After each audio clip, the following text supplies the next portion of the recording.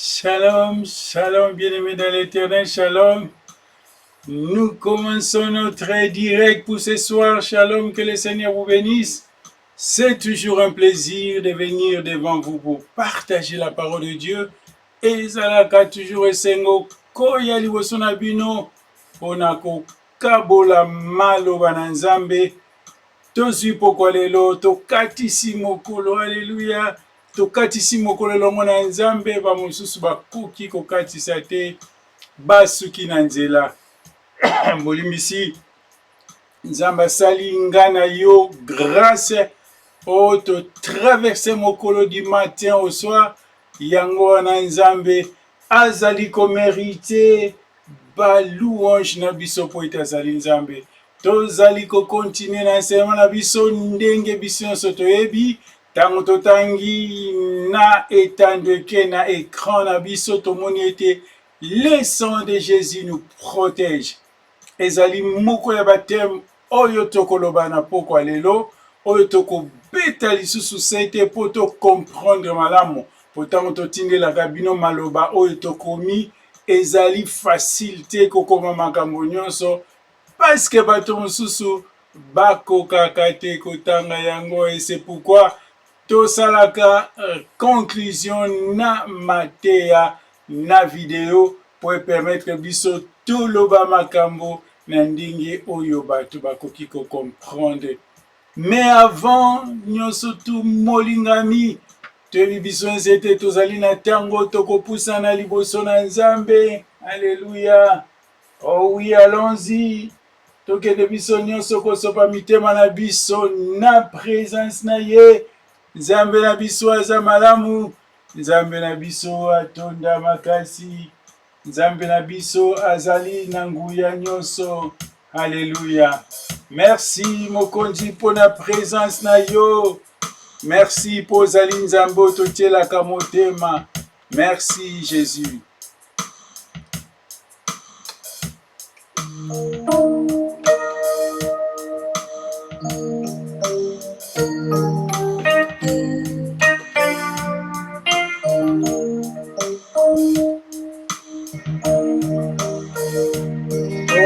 De mon cœur, j'ai un d'amour pour celui qui a sauvé, gagné toute ma vie, plein de reconnaissance.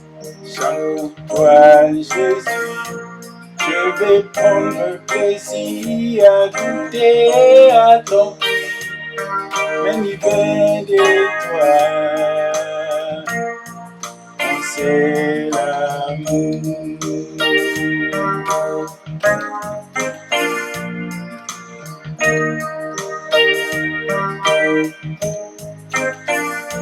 J'ai du mal à décrire le nom de cet amour. Convaincu, je puis dire que je t'aime, mon Jésus. Je suis épris de toi, tu es mon divin roi. Dans tes bras, je désire partager ta chaleur et tes aimants. Dans ta main, oh, tu es mon roi. Jésus, tu es ma forteresse. Mon ambition, la raison de ma vie, plein de ta loi, je suis comblé de tes raisons et ton amour. Éclairer toutes mes nuits, tu es mon roi. Jésus, tu es ma forteresse. Et tes aimants m'aiment, total de mes.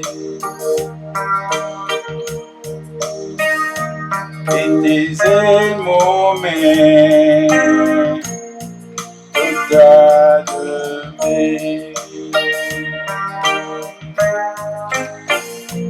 Le bonheur de ma vie, célébrer avec toi, fixer deux yeux d'amour qui m'attirent vers toi, entendre ta douce voix, tu es la source de ma voix, demeurer dans tes bras, partager ta chaleur et tes ailes m'emmènent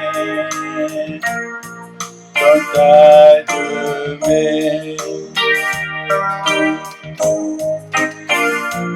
J'ai du mal à découvrir l'élan de cet amour. Convaincu, je puis dire que je t'aime, mon Jésus. Je suis épris de toi, tu es mon divin roi.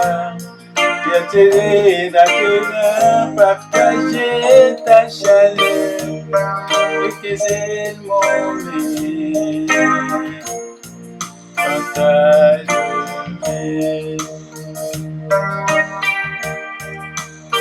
Tu es mon roi, Jésus, tu es ma forteresse, mon abri sûr, la raison de ma vie. Plein de talent, je suis complet de tes raisons. Et ton amour éclairait toutes mes nuits. Tu es mon roi, Jésus, tu es ma forteresse,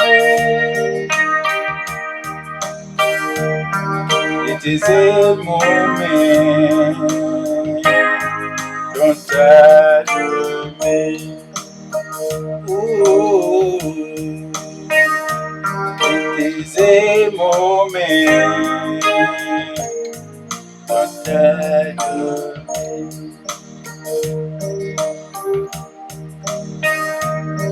Et tes ailes m'emmènent dans ta demeure. Et tes ailes m'emmènent dans ta demeure. Oui, tu es notre roi, Seigneur Jésus-Christ, ozali forteresse na biso, ozali esika oyo tobatamaka. Merci Nzambe lo bolingi kobima, emema kimia esengo na mitema. Nzambe, utilise-moi comme un simple instrument et laisse que le cœur de bien-aimé soit une terre, Seigneur Dieu de gloire, favorable pour recevoir cette parole. Au nom de Jésus, Amen. Merci, bien-aimés. Que le Seigneur vous bénisse. Nzambe pona kozala na pokwa lelo. Tolingi tokota na Matteo na biso ya poka, oui. Que le Seigneur nous fasse grâce pour être tolanda Matteo na biso. Ndenge tolobi totangi na etando eke na biso. Nous parlons de sang de Jésus. Tozali kokoba na Matteo na biso oyetali makila na Yesu. Lelo tolingi kolobela likambo nini? Tolingi kolobela ete le sang de Jésus nous protège. Makila na Yesu ebatelaka biso. Lecture na biso ezali na Exode. Tokotanga na mokanda na Exode. Exode chapitre 12. Tokobanda na 10e verset, pe tokosuka na 13e verset. Exode chapitre 12, verset 10 à 13.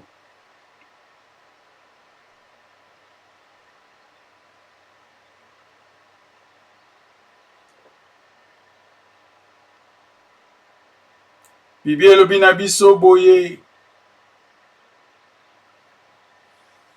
Soko bandi likolo bazolobela to bandana 8 po tozwa idée concrète ya texte na biso. Cette nuit, on en mangera la chair rôtie en fait et on la mangera avec du pain sans levain et des herbes amères. Vous ne le mangerez point à demi-cuit et bouilli dans l'eau, mais il sera rôti au feu. Ça, c'est l'ordre de l'Éternel. Avec la tête, les jambes et l'intérieur. Vous n'en laisserez rien jusqu'au matin. Et s'il reste quelque chose le matin, vous les brûlerez au feu. Et quand vous le mangerez, vous aurez vos reins sains, vos souliers aux pieds et vos bâtons en main. Et vous en mangerez à la hâte. C'est la Pâque de l'Éternel. Et cette nuit-là, je passerai dans la maison d'Égypte et je frapperai tout le premier-né d'Égypte, depuis les hommes jusqu'aux animaux. Et j'exercerai de jugement contre tous les dieux de l'Égypte. Le sang vous servira de signe sur la maison où vous serez. Je verrai le sang, je passerai par-dessus vous. Et il n'y a point de plaie qui vous détruise quand je frapperai l'Égypte. Alléluia. Quand je verrai le sang, je passerai. Et si je ne vois pas le sang, je vais frapper. Nakanisi ete biso sotoyebi lisolo oyo eza lisolo mokolo ya suka oyo Nzambe alingaki abimisa bana na ye na Egypte, apesaki bango commandement keno baboma mwana na mpate pe mwana na mpate bakoboma bazwa makila wana balia yango ndenge totangi, balia etikala te oyo ekotikala batumba yango na moto, balia yango pe bazwa makila batia na baporte na bango na balento na bango. Parce que mwange ya destruction, Nzambe akotinda ange na ye akoya kodétruire. Alobi esika oyo nakomona makila, je passerai outre. Esika oyo nakomona makila nakobeta te. Alléluia. Bisika oyo nakomona makila nakosimba te. Elingi koloba bisika oyo makila ezali te, destruction. Ça, c'est un ordre que Dieu donne aux enfants d'Israël. Et là, comment on a zoko banda mater, oyo m'est venu dans l'idée, est-ce que Nzambe a la capacité de distinguer banda kuyabana Israël? Dieu est omniscient, omniprésent et Dieu connaît tout. Ayebi ke ndako eza bana Israël, ndako eza bana Israël. Mais apesi bango commandement o esengeli batosa. La Bible ne dit pas ce que je vais dire maintenant. Mais si un enfant d'Israël a refusé de mettre le sang n'importe ndako na ye, moi je crois qu'il sera frappé. Il aura été frappé. Alingaki a betama. Parce que eza mobeko oyo Nzambe apesi. Alors ici aussi, c'est l'ange qui vient avec une décision précise, avec une mission précise, je vous l'ai dit. Une mission précise. Batindie, esiko komona makila, leka. Esiko komona makila te, frappé. Alors, lelo oyo, biso ba chrétien, to bo sanate, ça c'est une chose que nous devons retenir. Tobo sanate te alliance oyo ekoti biso na bonzambe, oyo ekoti biso tokoma bana na Nzambe ezali alliance ya makila. C'est-à-dire makila na Yesu nde mutu esali ete tokota na alliance na Nzambe. Et yango wana nous parlons toujours de la puissance du sang, parce que tout ce que nous recevons de Jésus, nous le recevons par l'alliance dans l'alliance par son sang. Oyo nyonso tozwi pa Yesu tozwi yango na kondima na oyo tosali pona makila oyo esopanaki. Alléluia. C'est alors que tango makila esopanaki nde Yesu alobaki tout est accompli. L'alliance n'était pas accomplie alors que le sang n'était pas encore versé. Alliance ezalaki accomplie te tango makila esopanaki nanu te. Tango makila esopani nde alliance esalami. Alors aujourd'hui, les enfants de Dieu, nous avons les signes, les symboles du sang de Jésus en nous quand nous recevons Jésus-Christ. Symbole ya makila eza kati na biso parce que Nzambe azotala biso na se na makila na Yesu. Nzambe azomona biso na bomoto te parce que na bomoto nous sommes encore de pécheurs. Nous avons encore le péché. Mais Dieu nous voit au travers ya makila na Yesu Masiya. Esika oyo tokolobela masumu na biso nyonso ezali effacé. Alors, question lelo ndenge moko ezalaki na bana ya Israël lelo ezali bongo. Alors, Nzambe azali kotala biso na makila. Eloko ezokomisa biso protégé, tokoma bana na Nzambe, tokoma basantu ezali makila na Nzambe. Peu importe, soko oza na elembo ya makila te elingi koloba ozali ya Nzambe te, elingi koloba obongoli motema te, elingi koloba okoti na alliance na Nzambe te, okoti na alliance na Yesu te. Yesu akomi nanu nkolo pe mobikisi ya bomoi na yo te, alors moyen elembo ya makila ezala epa na yo ezali te. Alors nazwi exemple yo ko démontrer ndenge na uti koloba na tango wana ezalaki ke non soko makila ezali te mwanji akoboma.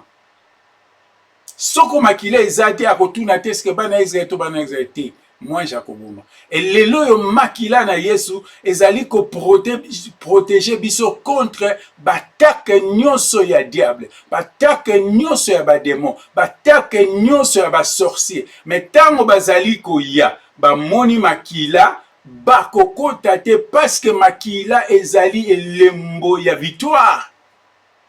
Makila ezali elembo oyo tozali protégé.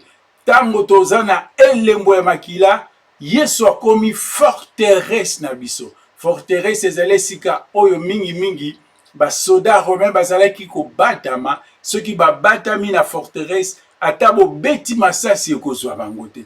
Donc Yesu azali forteresse na biso tango toyambi. Alors le diable continue, n'oublie pas bien-aimé, diable azali ko continuer.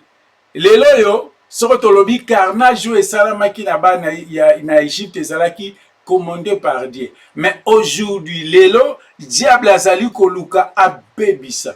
Et c'est pourquoi 1 Pierre 5 alobi na biso 8 alobi votre adversaire rôde comme un lion cherchant qui dévorer.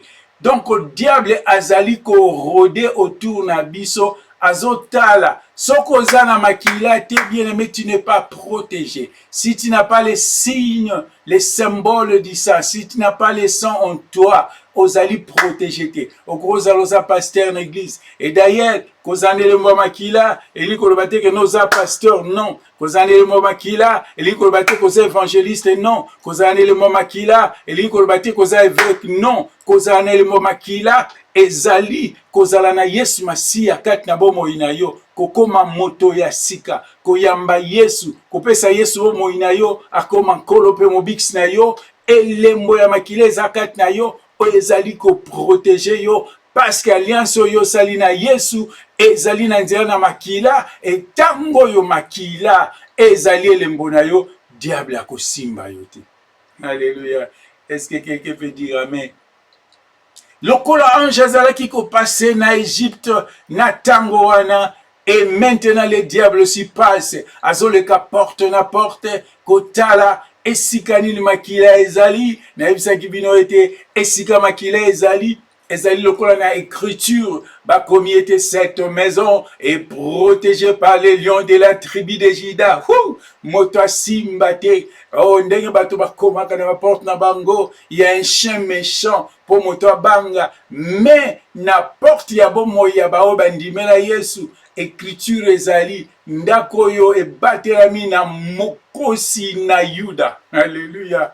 Mokosi azongaka nsima te, mokonzi asalaka makambo. Et yango wana na ba prière na biso esengeli to renouvelaka.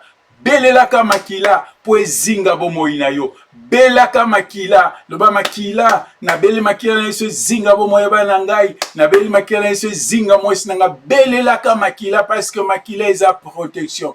Pourquoi na lobi bongo? Parce que ta msusu tozali bato masumu ezali kolongola biso na présence na Nzambe, mais tango tosengi bolimbisi sengaka sous protection ya makila. Loba makila ezinga, parce que verset clé na biso lobi, Bible lobi était là où je vois les sangs, je passe, et là où il n'y a pas les sangs, je vais détruire. Alléluia. Les sangs de Jésus nous protègent. Tolobela qui deuxième terme na biso tolobi, les sangs de Jésus nous donnent la victoire. Makila na Yesu zopesa biso elonga. Bible lobi na biso na Apocalypse 12:11, ils l'ont vaincu à cause du sang de l'agneau et des témoignages de leur bouche. Et tozui kaka parti wana parti BP ezali balongi pona makila na Yesu pena matatoli ya minoko na bango. Bien aimé na lingi o comprendre malamu likambo moko ezali awa. Parce que soko landi verset oyo Bible zo lakisa biso ete bitumba ezali. Parce que bakoki kolobela kolonga te, on ne peut pas parler de la victoire s'il n'y avait pas les combats. Donc il y a eu un combat et ceux qui ont vaincu, ba oyo balongi bitunga wana, bazoyebisa biso balongi pona nini? Balongi pona makila na Yesu Masiya. Pe na matatoli ya minoko na bango. Toza kaka na makila te, mais toza na parole ya foi. Parole oyo tozali ko confesser monene na Nzambe na nzela na makila, alors tozali ko confesser na minoko na biso. Awa na ka précise makila na Yesu komi arme moko puissante oyo tozali ko salela yango na bitumba. Oui, bien-aimé, soza na kati ya combat spirituel, belela makila omona ndenge ba démon ba kukima. Bato oyo basista kana ba combat spirituel net ya délivrance ba yebi. Quand tu appelles le sang de Jésus, ba démon bazali ko paralyser. Parce que makila na Yesu ezali arme ya combat o esengeli to salela pona benemi na biso. Et yango na Bible ezoloba na biso na 2 Corinthiens 5 et 10 3 à 5. Dans le 2 Corinthiens chapitre 10 verset 3 à 5. Le bien était ata tozali ko tambola na mosuni, mais tozali ko bunda na mosuni te. Po ete bibundeli o tozali ko bunda nango ezali bibundeli ya molimo, ezana makoki makasi ya ko pebisa makamba molimo. Parce que nous ne combattons pas, même si nous marchons selon la chair, nous ne combattons pas selon la chair.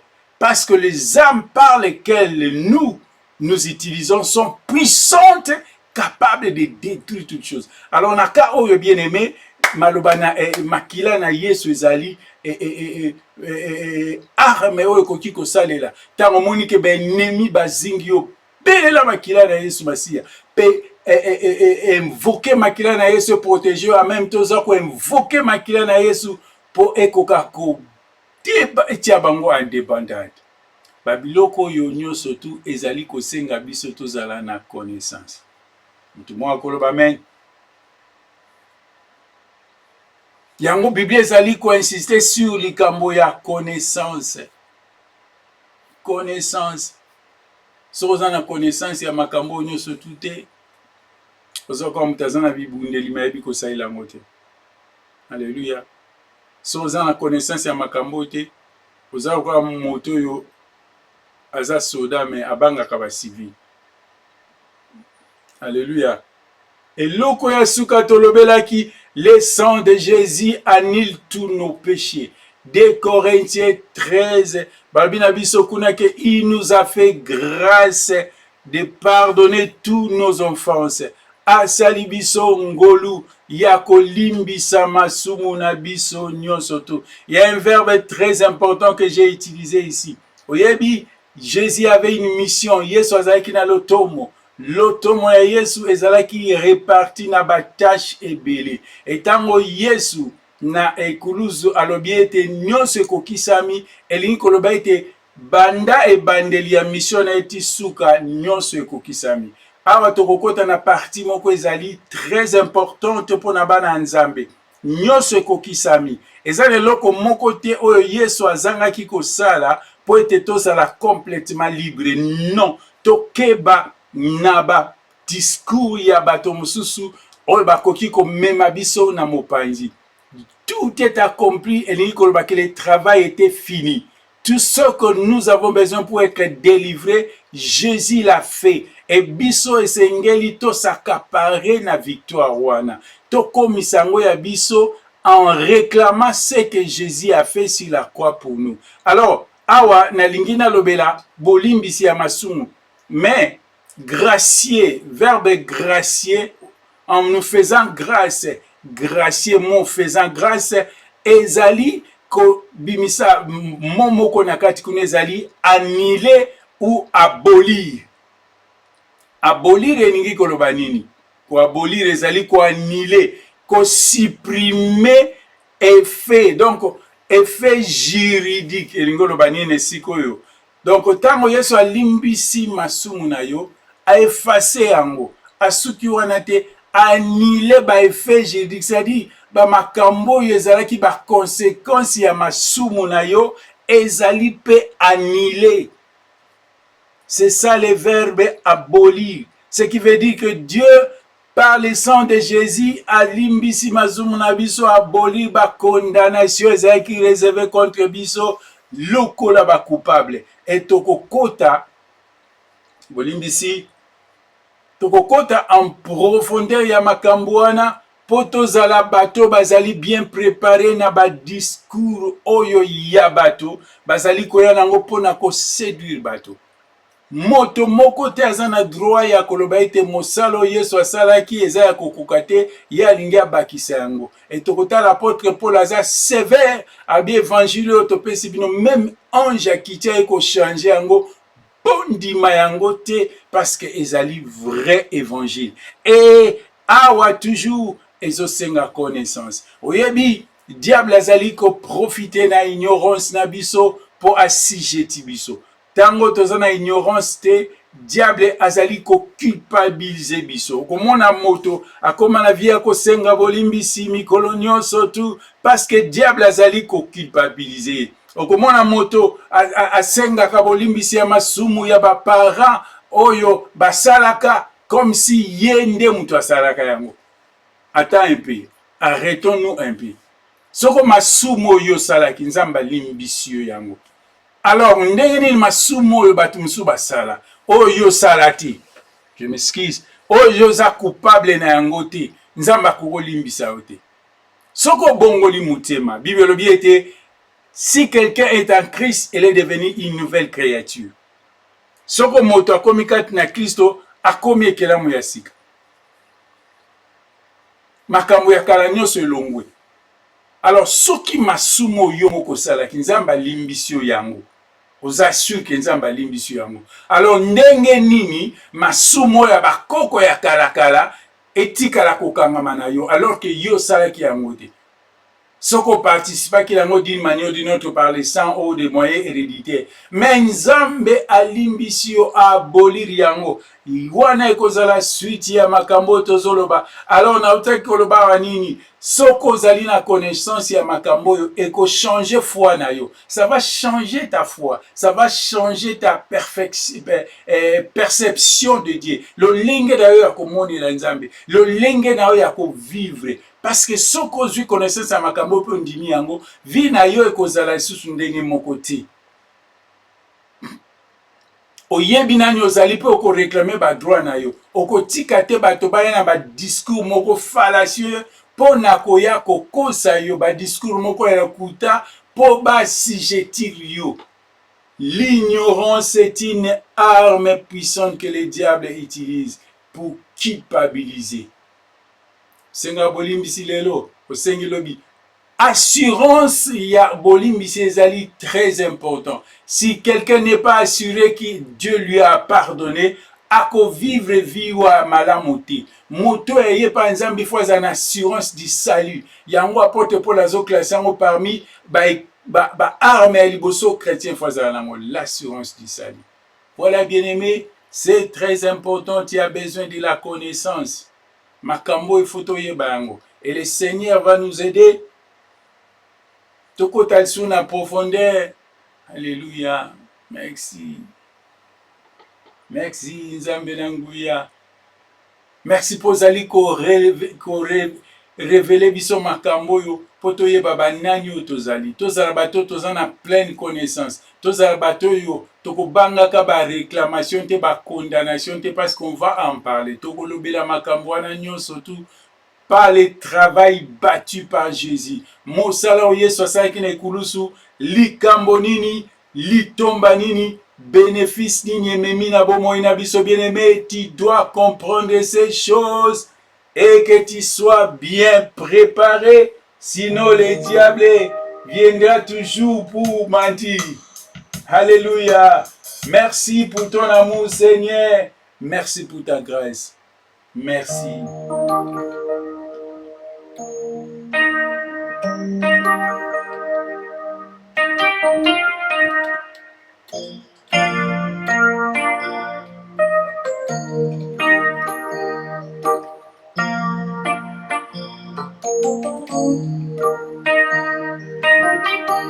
Il est venu combler mon cœur de la joie qui me rend toujours vainqueur. Jésus-Christ, il est venu sur mes douleurs. Que bonheur.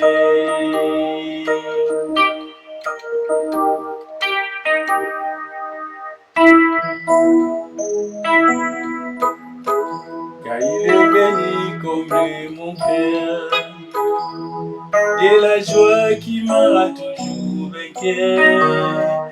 Jésus-Christ consolateur, il a pris sur lui mes douleurs. Oh que bonheur.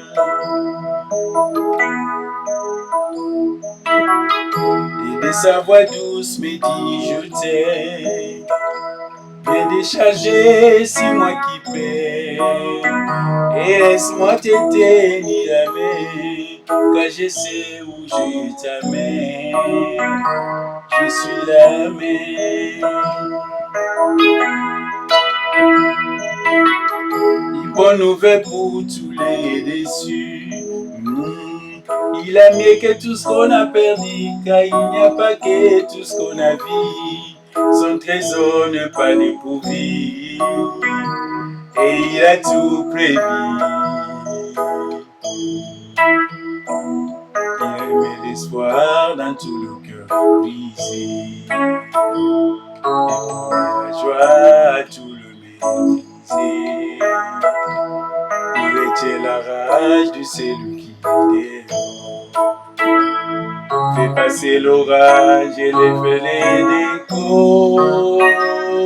Jésus les réconfort de tout le rejeté, la gloire de racheter. À lui j'ai lu de nouveau, elle est si beau. Même au comble du désespoir, Jésus peut changer ton histoire. Il viendra essuyer les larmes de tes yeux. Arroser ton âme des nausées du ciel. Jésus, rocher de mon salut, ma consolation. Jésus, rocher de mon salut, ma consolation.